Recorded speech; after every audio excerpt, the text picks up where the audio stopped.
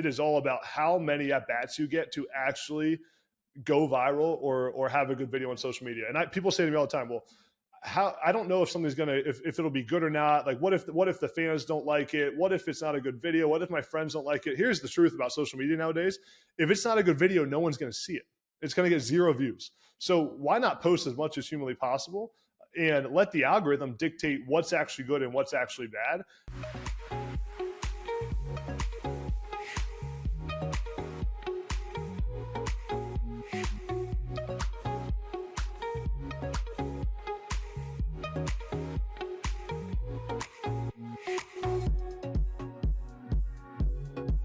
Welcome back, or welcome to Y Option. I'm your host, Yogi Roth, as always joined by Jim Thornby, and we are bringing you college football through the lens of the West Coast. It is the off season. If you need anything around college football through that lens, just go to yoption.com, pump in your email real quick. You will get the newsletter in your inbox every single week. 2-3 times a week. If you want to revisit some of our old content, I think you'll really enjoy it. It has some really fun interviews.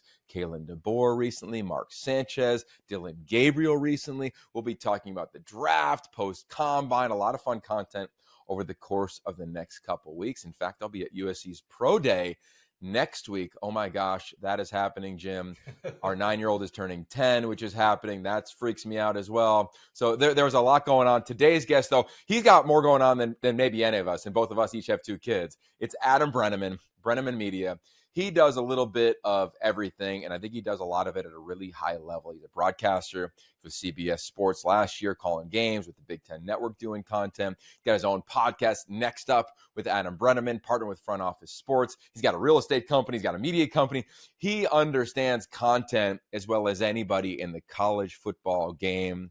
What we love about him is his story is really magical. Peel back the layers. I think you'll really enjoy that conversation. But before we get to that conversation with a one-time Arizona State graduate assistant, let's talk about a one-time Arizona State graduate assistant. You liked it? Pretty good. You know what? As soon as you said the one-time graduate assistant, like it all just came together for me right there. And I was like, that is good. Kudos. Well done. Well done. So who are we talking about? We are talking about Dan Lanning, running the Oregon Ducks program. He just got paid again, a big extension announced by the school. Congrats to Dan Lanning. He has been a dear friend since he was a GA at Arizona State. I can remember it way back in the day, Jim, being at Camp Tontozona, doing a docu-series on Todd Graham called The Drive back in the day. And I'm just hanging out talking to this young, skinny GA who just had this infectious personality coming out of Kansas City, just a cool young man. We're talking on the field. We kept a friendship all the way through. A couple years ago, named the head coach at Oregon, has thrived with that program, taking them to very unique heights in this era of college football. Now his career goes to a new height in this era. College football reported close to $11 million per season. Congratulations to Dan Lanning. The buyout is huge. So the big news, the news that really matters is for Oregon Duck fans, Dan Lanning, who famously said last year, the grass is pretty damn green in Eugene. He is tripling down on that. He's not going anywhere. Congratulations.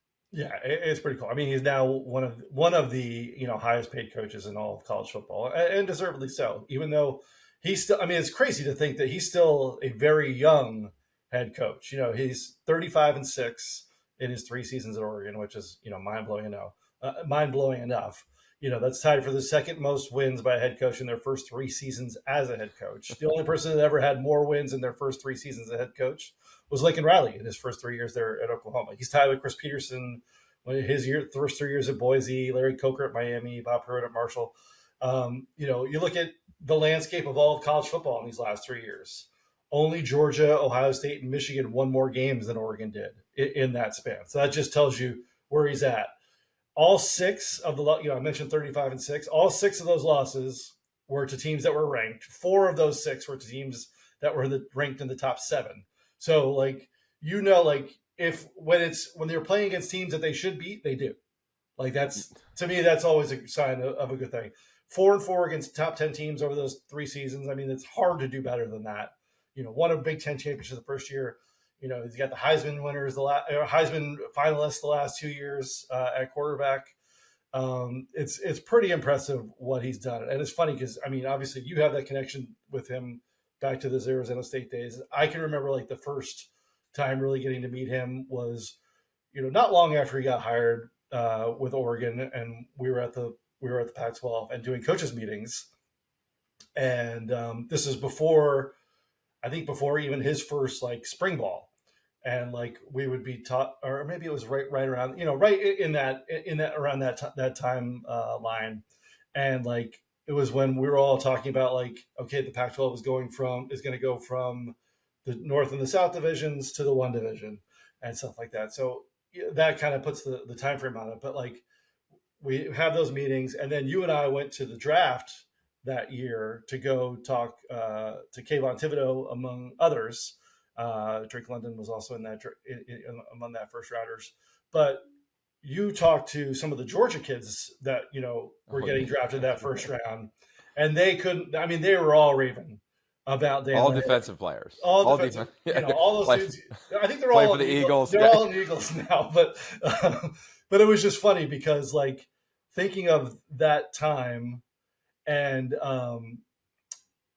and seeing and that he was gracious enough at the draft to then give us some time, even though we didn't really know, especially on my end, didn't really know that well. But I remember seeing it. He goes, hey, you're the guy with the tiebreakers, right? And I'm like, yeah, I'm the tiebreaker guy. So it was just funny. But like, I mean, he's such a, obviously loved by his players. You can see that, on the field, during the games, the relationship, you can see that relationship with the players, and you hear them all talk about him after the fact, referencing those Georgia players that we talked to at the draft. So I think it's nowhere to go but up, and there's not really much up for him to go, so it's going to be interesting to continue to track what he's going to do, because what he's already done at Oregon is just incredible. Yeah. And I just think that coaching wise, he's in the conversation among the best in the game right now. If we rewind the clock a year and change ago, we said something on this show that I think has really been captured by a lot of people and echoed by a lot of people, which we love, which was with Jim Harbaugh going to the NFL, Nick Saban retiring, there was a lot of oxygen in college football available to a head coach. And I've said this for decades. The NFL is known by your quarterback. Think of all of your favorite teams. You think of the quarterback for probably 90% of them. In college, you think of the head coach for 99% of them. And we projected that Dan Lanning was going to take up a lot of that oxygen. And he did.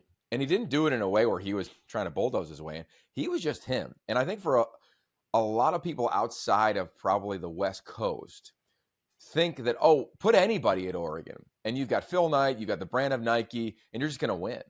And I'm here to tell you that is completely and utterly false. Completely and utterly false. In this era, I get that they've got all the resources. A lot of teams have resources. I think you have to have the ability to, what Dan Lanning would coin, land and really push on what he coins his DNA traits: connection, growth, toughness, and sacrifice. The connection piece is the biggest one. You can bring in 30, 40, 50 players at every program around the country every year. That's pretty much what happens now in major college football. But how are you able to, amid time restriction, because that still exists in college football, how are you able to still connect to your players? Head coach to player, assistant to player, player to player. That is a challenge. Campus, university to the players, whether you're talking about Nike to the players, you look at what they're doing with their NIL collective to the players. Like, it is not a transactional environment there. I've been there so often, as you know, Jim, especially over the course of the last couple of seasons with Dan Lanning being there and watching this in real time. And I just think that's what makes him special. It's a transient world. It's easy, because we've seen it before, for a head coach at Oregon to say, I'm going to go to Florida State. I'm going to go to Miami. I'm going to go somewhere else. Dan Lanning's never been about that. I believe this, and we did the story on it. When his wife was diagnosed with cancer, that not only rocked him as it would rock anybody, but it really impacted his lens on the craft of football. and on what matters most. I say that phrase all the time on this show. Like, do you have clarity around what matters most? And he wants to raise his family and do it in Eugene. And he wants to create a level of consistency where you can win at a premier level. I think that's what's so unique about him is the clarity he has on what matters most, how he loves being in that community, how he pours into that team, but he also recognizes that everybody needs to value the connection first among one another, among the people that are in your familial group, whatever it might be. That's allowing this team to thrive. And I really think they're just getting warmed up. Like, they're just getting going. He and Marshall Malchow, like that whole front office there, the staff there. You look at Will Stein, what Kenny Dillingham did now at Arizona State. Like, it is a launching pad for assistants. It is dramatically attractive for people to come to, whether you're players or coaches. And now Dan Lanning has confirmed he's not going anywhere, which I think is just amazing for him. And I think it's great for college football in the Big Ten. Yeah, and I mean, to that point, you look at how they've recruited, especially these last couple years. The class of 2024, they were the 3rd overall. Class of 2025, the 5th overall. Right now, I mean, obviously things will change between now and whenever signing day is, or whatever we call signing day. By the time we get to signing day, right now they're 2nd overall as far in the nation as far as class. So this is something that just continues to build and build and build. And like, to your point before about talking about the Nike thing, if you want to think about, like, sure, did that help from where that school was in the 80s, to then through the Bilotti years and everything to help build that up. But once you get to that level, you have to be good to stay at that level. Like, you can't just say, oh, it's just about this, because to your point, lots of programs have resources and money and stuff like that. You have to know how to use them, and also just be good and authentic. Otherwise, because we've seen times where it hasn't really worked out as well there. So I think he is the right guy for the job in Eugene. Ready, set, dream cabin nestled in the woods. Just 4 hours to go. New job halfway across the country. Butterflies before a first date. Wherever you go, 76 fuels all the ways you go, go, go. Yeah, absolute home run. Rob Mullins, congrats to you and the staff. Dan Lanning not going anywhere as he continues to build the Oregon Ducks into a perennial powerhouse, which really they've been for the better part of our adult lives, from the end of the Bilotti era, Chip, and away they go. Helfrich takes him to the national championship. Mario Cristobal got it going again at a really premier level, and then Dan Lanning's taken it even further. A guy who was also building is our guest today, Adam Breneman. Every single one of our guests is brought to you by 76, keeping you in the know on the go, go, go. That is our guest today. Adam does a little bit of everything. He is constantly going and moving, and pending the time of the year, that's probably where you can find his geolocation. Right now, he's going from campus to campus with his podcast. In the season, he's going from campus to campus calling games. When he has time off, he's building his businesses. We had a chance to go really deep with him on how he navigated transition, not only just finishing playing, but also going through adversity and scrutiny in college football. As he was part of the Arizona State football program when they went through an NCAA investigation. His name was at the top of that. How did he deal with it? How did he navigate it? How did he find the next step forward towards positivity? He found a way. It's a beautiful illustration of when adversity shows up, how you can navigate it. And now he's having the most fun in the history of fun, man. I mean, he's telling stories. He's got business. He's got a team, and he's thriving. Almost 30 years old, Adam Breneman, to me, is one of the premier voices, especially on social media, in college football. He loves the business of it. Really fun dialogue with him, and a guy I've known for over a decade now. So hopefully you enjoy it. Presented by our founding partner, 76. Here's today's conversation with Adam Breneman. And as mentioned, here comes Adam Breneman from many different things. I just like to say Breneman Media, but also somebody I've known for a really long time. Dude, we'll get into all of it. But Adam, thank you for taking time out of your busy day, man. What's up, Yogi? Appreciate having me on, man. Excited to talk to you. I love what you've been doing with Y Options, so it's an honor to be on here, man. Heck yeah. So I could remember you in recruiting. I could remember you in college. I can remember you when you transferred. And then I remember your coaching journey. And I feel like that's when you and I really connected. I'm curious if you could kind of peel back the layers back to that moment in time when you were trying to decide, what do I do with my life when your playing career was over? Yeah, man, I one of the benefits I had of my playing career and what happened in my playing career is I always had things I wanted to do other than just play football. I think I tell that to young athletes a lot. Like I had other interests, and that doesn't mean I didn't love football. It doesn't mean I didn't want to play for a long time, but like I had other things I cared about. I started to follow business. I got my MBA when I was playing football. I started to care about other things and think about what I was going to do when I was done playing. So as hard as that transition was, when I was at the Senior Bowl, NFL Combine, thought I was about to get drafted, failed my physicals, had the knee injury. The transition was, okay, next phase of life. It's time to go be just as successful doing something else as I was playing football. And honestly, I don't know if that was a healthy mindset for me to have, but my mindset when I was 22 years old, probably a little too ego driven at the time, was like, I'm going to make just as much money and be just as successful as all my buddies who went to play in the NFL. Like that's what's going to drive me. And then, I was trying to figure out what I wanted to do. I always loved coaching. I had been around some great head coaches in James Franklin and Mark Whipple and Bill O'Brien and seen what the great leadership looked like. And I took a stab at coaching. And that's when I went to work with Herm Edwards at Arizona State. And I'd say if there's one constant I've learned in my life, it's that like things never go the way you think they're going to. I mean, when I started coaching, I thought I was going to coach for 40 years. I thought I was going to be a head coach. I thought I was on the fast track to be a coordinator by the time I was 30. If you would have asked me 4 years ago when I was at ASU, like I'm 29 right now, turning 30 in a month, end of March, I would have thought I would have been an offensive coordinator by now at a Power 4 school. I'd be calling plays, and probably next 2 years I'll be a head coach. Like that was the path I was on, and obviously, didn't go that way for me. And I think that's the constant I've learned in life is it's things never go the way you think they're going to. The only constant is adversity, and life's all about how you really respond to it. Yeah, I think I would agree. The first thing I tell Elite 11 quarterbacks is that quote that I'm stealing from Chris Peterson, which is, your college career, the only thing we can guarantee you is that it's not going to go exactly how you envision it, right? Yeah. Period. That's just So kind of true. how it works. Same thing in life. I mean, I could remember, you and I have something in common. We both were young coaches, and then we pivoted to the media. I think our pivot stories are a little bit different. You, as you mentioned, were on this fast track, and then all of a sudden, chaos hits Arizona State, and you have to figure out life. I'm curious how you navigated a moment that may have been more tumultuous than when you finished playing. Maybe not as much. I'd be curious from your lens, but I think having had to do it already one time when your playing career is over, then have to do it again in your career, I think it only gets easier every time we have to pivot. Yeah, it was definitely a tough moment in my life. I mean, I'd say of the things that I've been through, and again, I think there's adversity we're talking about, which is like career adversity. There's like real life adversity. Like I haven't faced any of that, but like from a career adversity standpoint, what I went through at Arizona State, I think was definitely the low point in my career. At least I thought at the time. I look back on it now, and I think it's led me to a pretty great spot. And I think that leads us to a whole other conversation of like, I think you don't really know if something's good or bad until you see how it impacts the rest of your life.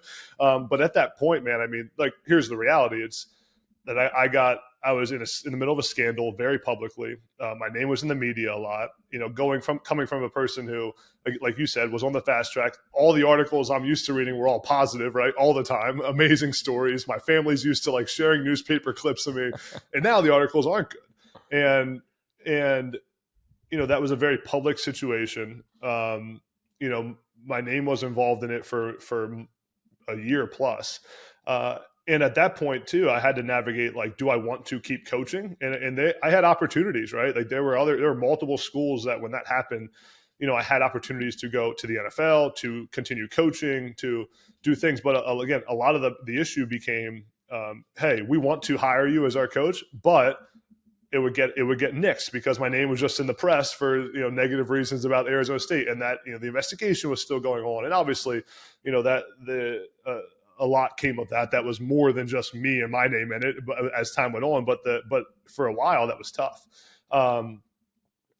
So I'd say like I had to really lean on family during that time. Like my parents were awesome. I had really close friends that were great for me when I was in Arizona.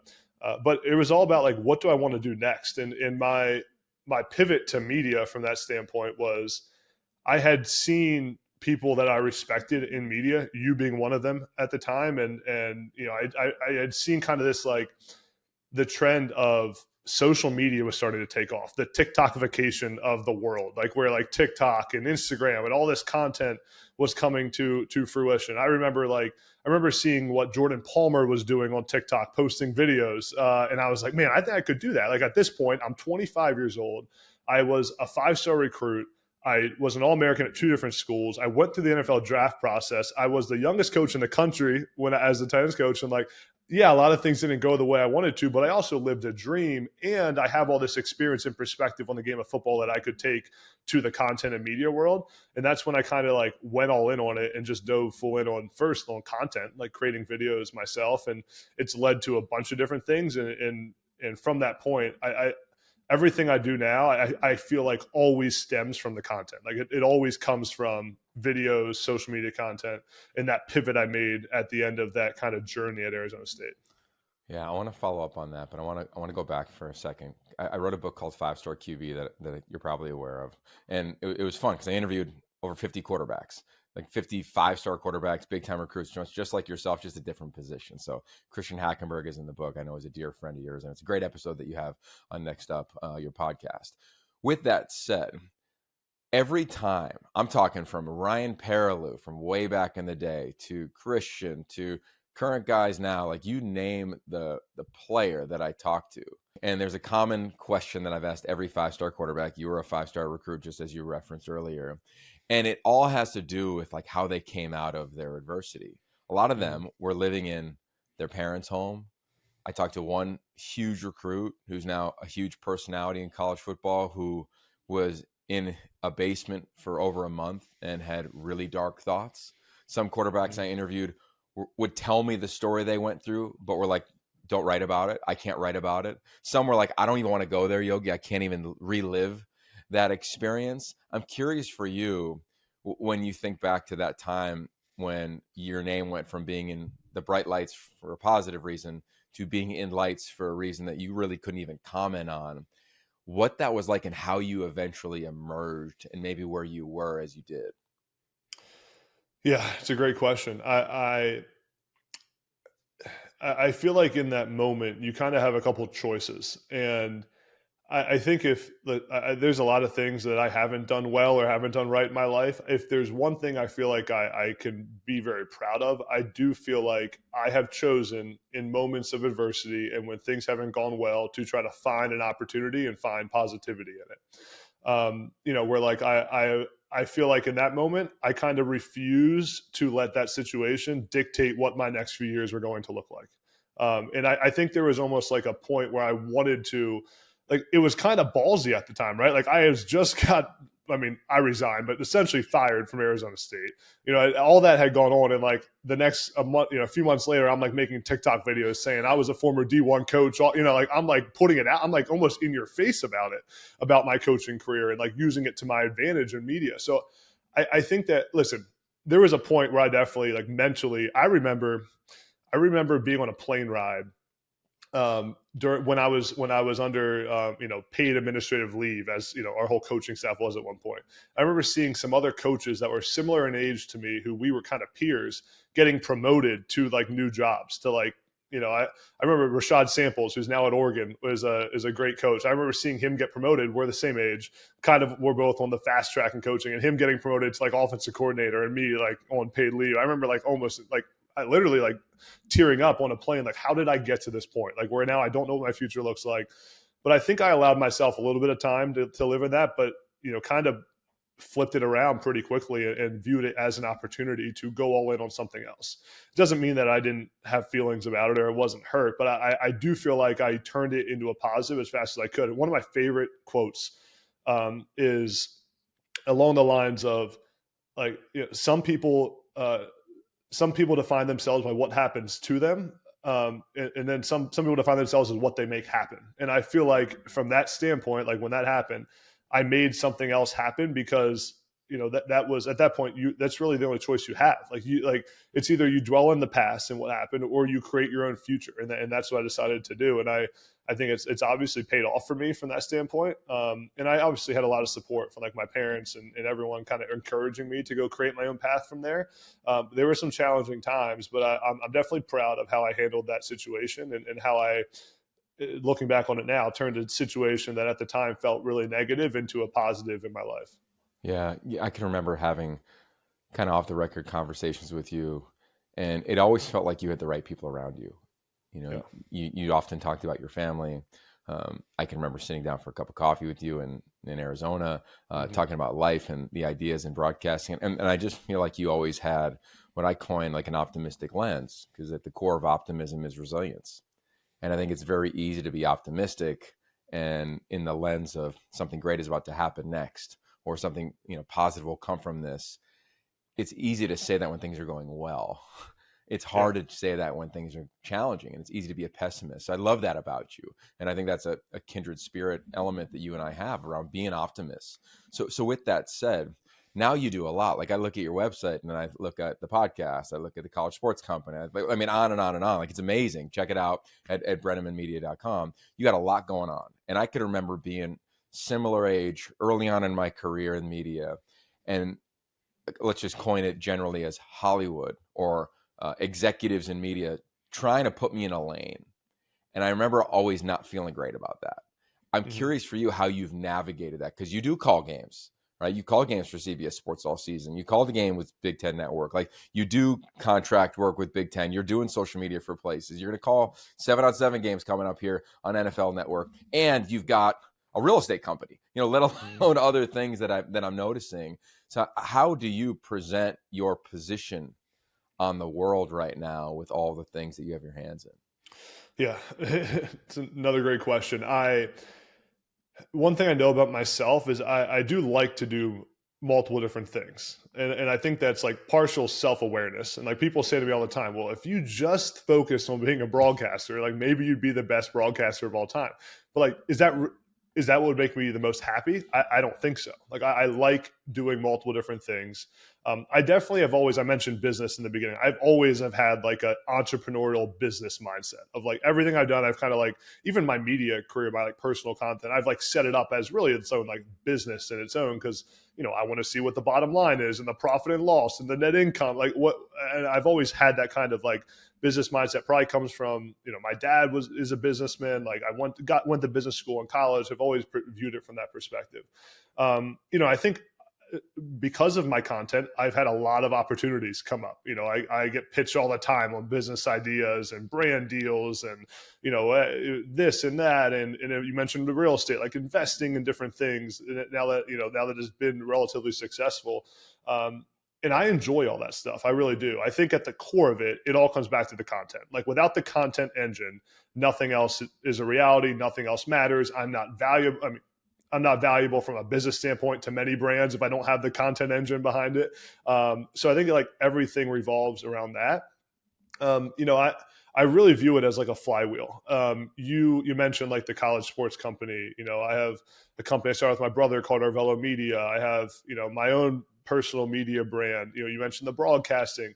All of it kind of it plays into each other, where they're all kind of interconnected, where it's an easy flywheel for me to be part of. And I'll say that I think the biggest thing that has helped me to this point is very early on I invested in a team, and I hired a team as soon as I started to make some money in this content game. Like I realized if I want to build what I want to build, essentially is I needed to have people around me. And I sit here now with we on my personal media team, like just under my my Adam Breneman content brand, like we have 3 full-time employees. Noah, who I think you've met, Noah Stauffer, kind of runs that business for me and is like handling content, brand partnerships, sponsorship, all that kind of stuff, podcast related. All that stuff along with it. And then we have editors who are producing content, and I think that sacrifice in the short term of like, being willing to forego some profit to be able to invest in a team has helped me a lot. And it allows me to do multiple different things and do a podcast and call games and create content and make sure that I know that like when I'm calling games on a weekend, that on a Saturday, like I'll be posting videos while I'm calling a game. Because the team's out there churning up, they'll probably look at this podcast and create clips from this, right? Like they're constantly looking at me, getting content from different things that I was on. And I think that ecosystem has really helped a lot. My ultimate goal is like, I want to do it all. And people kind of like roll their eyes when I say that at times. But I really I don't want to stay in one lane. I don't want to just be the best broadcaster or the best businessman. I want to do it all. I want to be a great college football personality. I want to be a great broadcaster. I want people, when they think about college football, to think about me and my content and me on games. I also want to build a great media company. I also there's multiple things I want to do.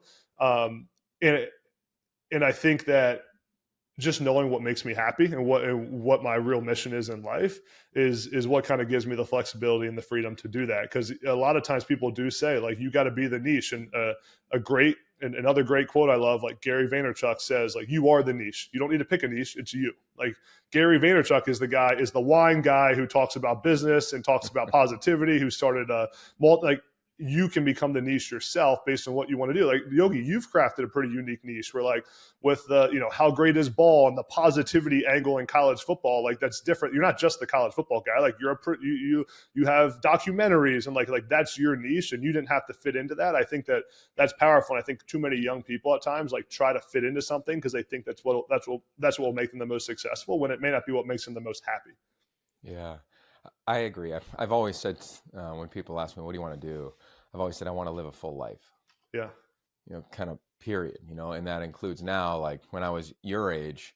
So I love tracking your stuff because I felt that same spirit and energy and away you go and you're charging. And now I've got a wife and 2 kids, and, that's what matters most to me. So like the buckets you get to play in maybe get cut in half.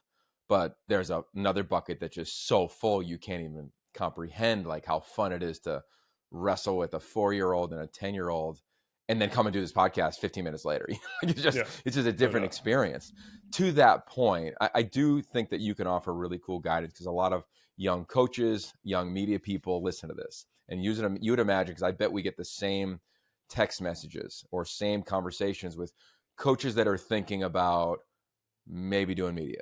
Right? Like, I talk to a ton of young coaches around the country that were a version of us, and are thinking about potentially pivoting, because there's a lot of places to play, right? Like, you referenced the social platforms. It's not as though there's only 4 seats in college football anymore as a broadcaster, like there were when I played back in the day, or 12 seats maybe when you played back in the day. I mean, there's every game under the sun is being broadcast every single week, and you get paid to go do that. So here's the question. How do you navigate expertise in a craft and the freedom and ability to seem like you have expertise at any given point on any given topic because of social media? Because I think that's what young storytellers, aspiring Adam Brenemans, have to come to a reckoning with around, am I just having a take to have a take? Or how am I making sure that it's thoughtful? And I wonder if you've had to navigate that with all the things that you're doing. Yeah, definitely is the short answer. I mean, I find during football season that with all the things I have going on, that like there is so much to follow during football season, especially in college football, where you have like so many teams, that I have to really set aside time to like prepare for to talk college football. There's Jake Butt's a good buddy of mine, and we talk all the time. Like, Jake during football season is only thinking about Big Ten football all day, every day. And the dude is an expert on Big Ten football. Like, he could tell you the left guard of, Illinois' team. He's an expert on it all. And you're the same way during football season. And I think with some of the other things I have going on, I just have to be a little bit more intentional about like my preparation and what I'm studying. Again, I mentioned the team. Like, I have a researcher who helps me research for the shows I do, for the games I'm calling. We meet a few times a week, and like he'll have research documents of like, hey, here's what I think, and this happens all the time. The dynamic of, hey, here's who I think, my researcher. His name's Andy, great dude, coached with me at Arizona State actually, and then has been with me since.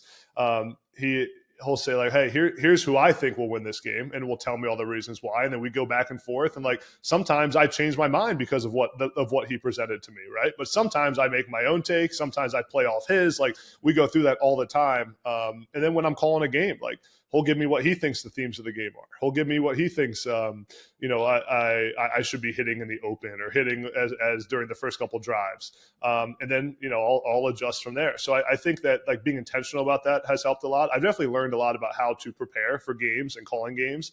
Like when I started, it's only been a couple years, but I remember like just prepping so freaking much for my first couple games.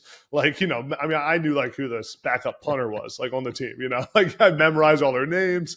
And as like you definitely have to be prepared and know what you're talking about. And like, but I've learned what do I need to know and what do I not need to know? Because knowing too much at times can almost like you got to think fast up there on your feet. And like, I learned that like, okay, I need to memorize if I'm calling a game, I need to know who's going to touch the football and who the 5 leading tacklers are. And I need to know them without looking at my boards, and have everything and have my tidbits and my nuggets about them without my boards. But I know that like, I don't need to memorize who, if it's a new team I haven't seen before, I don't need to memorize who the right guard is because I have my board in front of me. If the right guard has an issue or jumps off sides or I'm going to point it out on the block, like I can look at my board real quick. But if I tried to cram all that in during a week, like maybe I wouldn't have been as good with the guys who are touching the football. So I kind of learned like what I need to really study and what's for my board, what's in my mind, how am I watching film. That's definitely helped a lot. But I've tried to, I know one thing, like when I am talking on TV, when I am doing the podcast, like I am being, everything I'm talking about has research and thought put behind it. I do think that you play in the game of social media where like there are at times like we're trying to get views, partially because it's a business and you need views to get sponsorship and advertising. And that's just the reality and the truth of it. I never say anything I don't mean, but I do think that at times like the way things are framed are specifically to get views. And I'm comfortable with that. Like I'm comfortable with what we put out there. Like I put a podcast out yesterday with the Memphis head coach, Ryan Silverfield. And the title of the podcast is like the secrets behind building Memphis football. Like, let's be honest. He didn't really give us any secrets in the whole thing, but we're trying to get people to click on it. And I'm comfortable playing in that space of like, you're a little bit more of a social media content creator. But I know that with how I've handled those things and how we built relationships that like we can go in any program in the country and the coaches respect the podcast. The coaches respect the work I've done. And I think that's what it's really all about. Because if you start to lose respect of the coaches and the people who you're meeting with for games, interviewing for the podcast, that's when your career starts to hurt. So I do think it's a fine balance and can be tough for sure if you're not careful about it. Yeah, that's well said. And agree with Jake. He's a stud and a great teammate. Yeah. A couple more. We'll cut you loose here. You reference your podcast.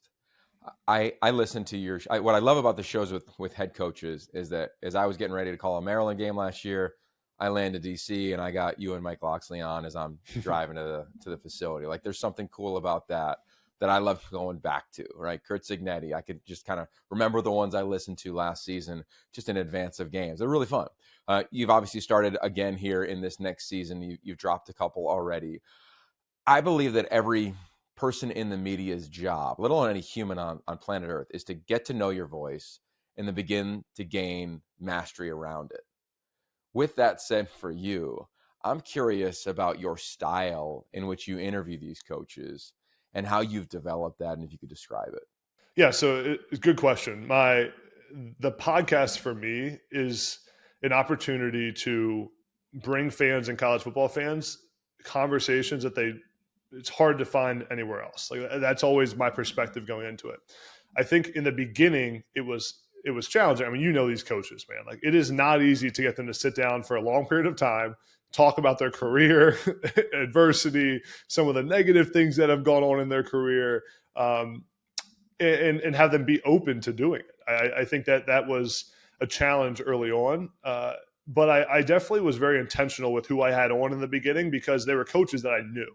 So I think one of the big ones, I had Greg Schiano, Rutgers head coach, on for like an hour-and-a-half episode where he talked about – yeah, he talked about like, getting fired from the NFL and the adversity of that and like things that people, and I've got a lot of people reach out to me after that. Like even when I called Rutgers game this year, like some of the coaches were like, we had never heard coach talk like that before. Like, we never heard him open up like that. So when some of those episodes started to go out, it became easier to get other coaches to do it, but also coaches know at this point that if I'm coming to them to do a podcast, like what the vibe is of the interview, like I'm not coming to talk about spring practice and who's going to perform well. Like we're going to talk for an hour about their career, the ups and downs, the advice they have for other people. And I think that's been a really cool niche for me to dive into on the podcast. I really enjoy those conversations. I'd say of like anything I do in media, that's probably my favorite, is like sitting down with head coaches for an hour and just talking. And I don't even really, I have some questions that I like ask kind of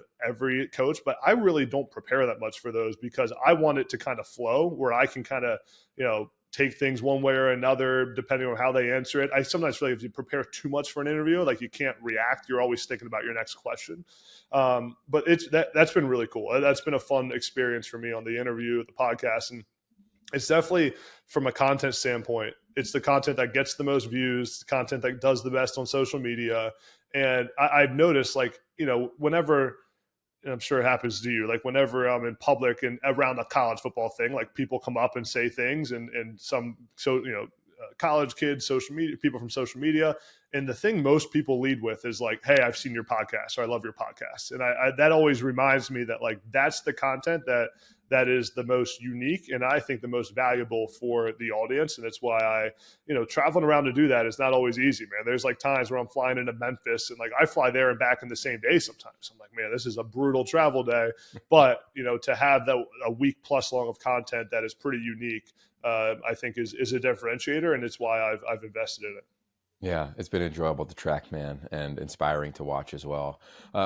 Big Ten, it's been my first year fully in that league as a broadcaster. Clearly that has separated them along with the SEC from everybody else in college football, whether it's monetarily, CFP, what have you. You played in the Big Ten. I grew up in Big Ten country. I'm curious now as we enter year 2 of this expanded college football world, right, with more teams in the Big Ten, the SEC, the Big 12, the ACC, etc. I'm curious how your view on this league and what you think will happen moving forward. There's been obviously shakeup, whether it's at a place that you played at Penn State, whether it's Ohio State losing both coordinators, whether it's USC and the GM thing. I mean, there's been some legit movement going on within this league. I'm curious entering this season where your head's at right now. Yeah. I mean, I was at Radio Row for the Super Bowl, and I was kind of like going to all these college football shows, and I went on some of the SEC shows, so I got in a bunch of heated arguments here on the SEC Big Ten. There we go. I think, listen, there's so many different points in this whole thing. Like I was obviously making the case that the Big Ten's the best conference in the game, and that's just how it is.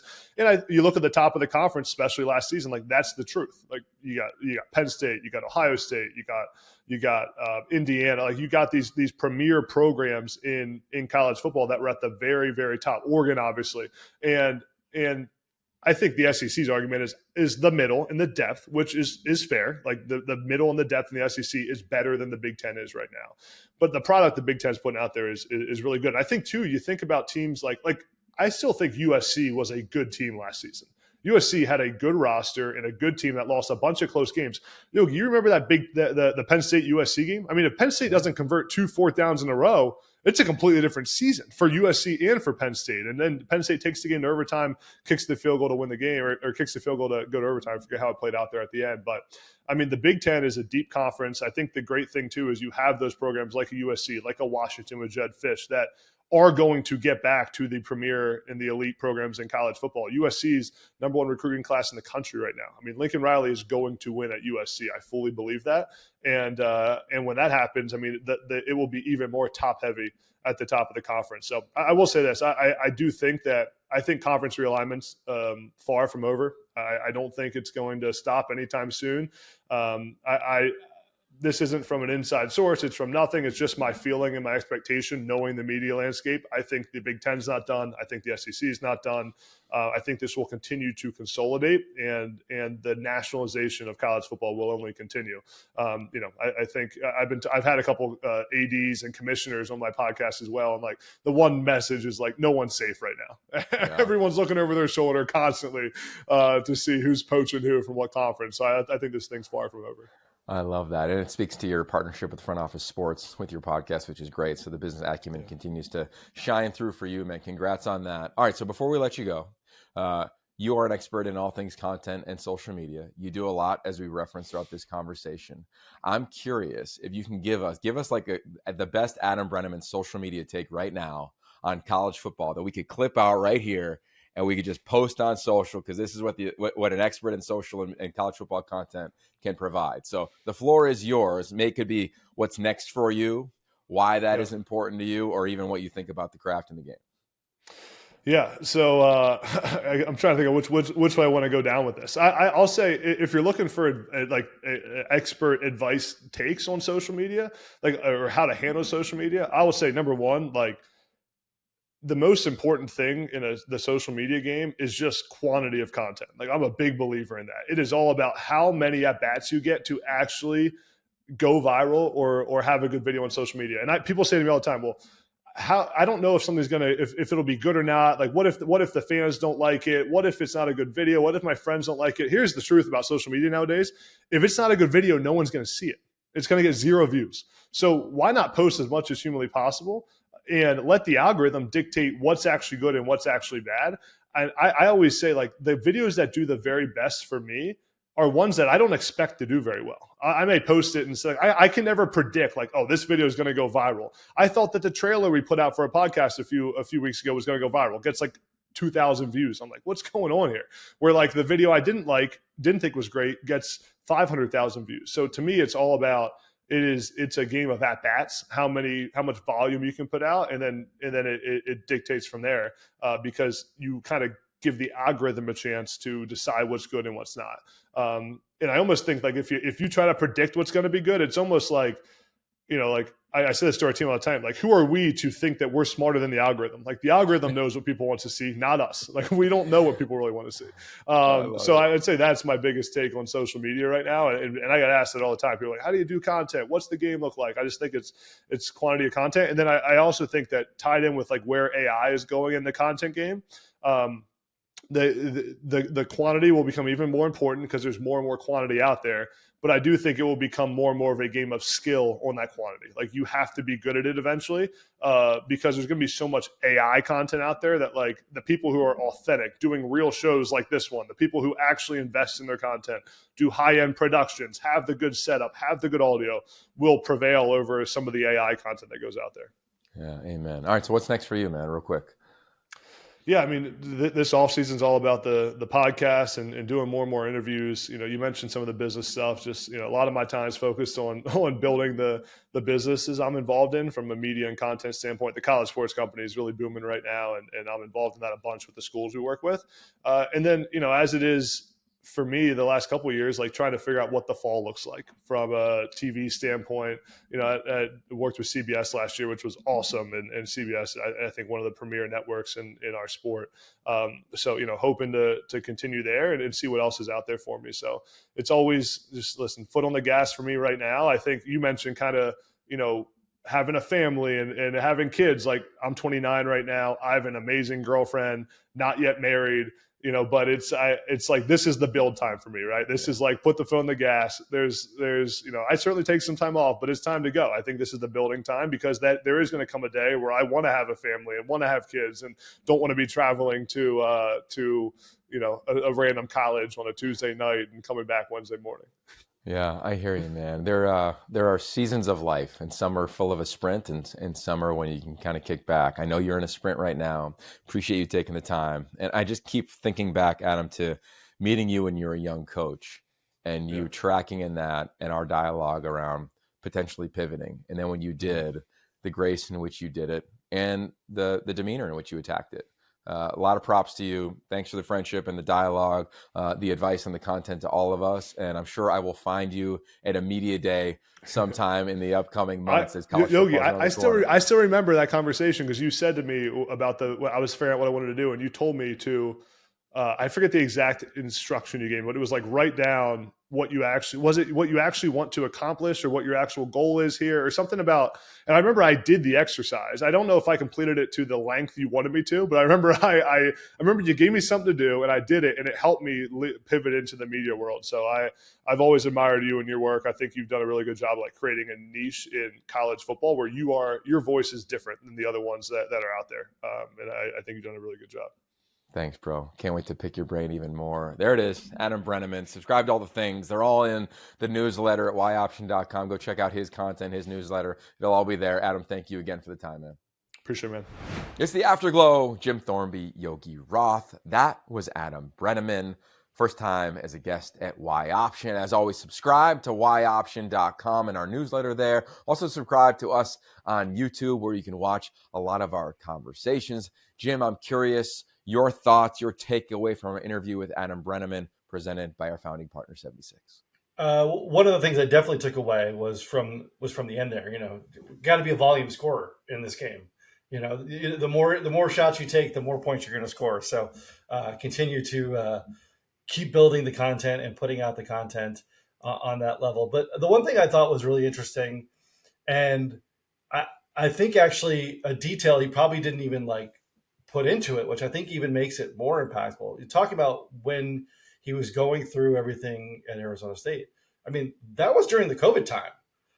I mean, so that makes it even that when you're, think about what everyone else, what your mentality was like during that time.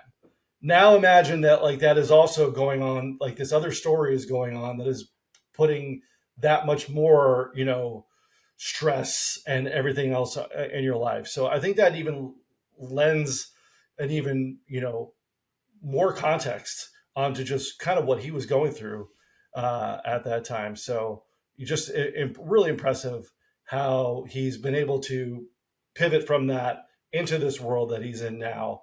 And to your point, when you look at the Breneman Media website and look at all the different things, I mean, it's mind-boggling, really, to be able to how he's juggling all of these different opportunities that he has right now. Yeah, he references his flywheel, and I think that's really important. And I believe in this in marketing. I learned it from a guy named Jeremy Darlow, who's been on this show before. He's amazing. Check him out. But he would often talk about what's your positioning statement on the world? How do you see the world? For me and us, it's to seek and uncover the humanity in sports, specifically college football through the lens of the West Coast. We want to seek and uncover. I want to do that in games. I want to do that in our shows. I want to ask questions I didn't know the answers to. And everything that we do or everything that I attack goes through that filter into the flywheel of content, being an entrepreneur or whatever it may be. For Adam, it's fun to hear him talk about how that's developed for him. Because the biggest challenge for an entrepreneur, especially one that's having success like him, is how you navigate what's coming at you. Because everything looks fun and sexy. And I really appreciate the athletic mindset he seems to have had in this, which is discernment and putting things in different buckets and being disciplined.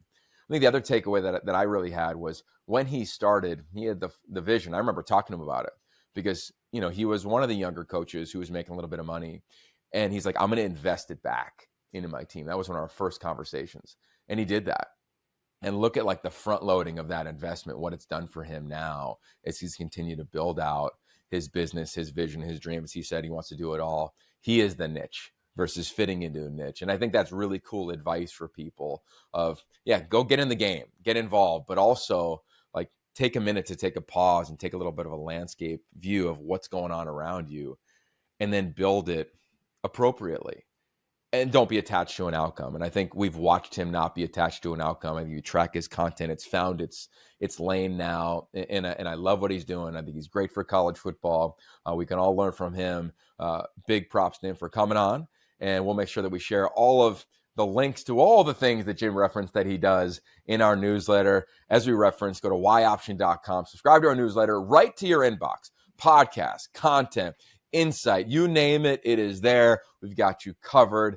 Thank you all. Thank you to Adam, Jim. Lots of love. Hope everybody enjoyed this episode to kick off your week. Peace.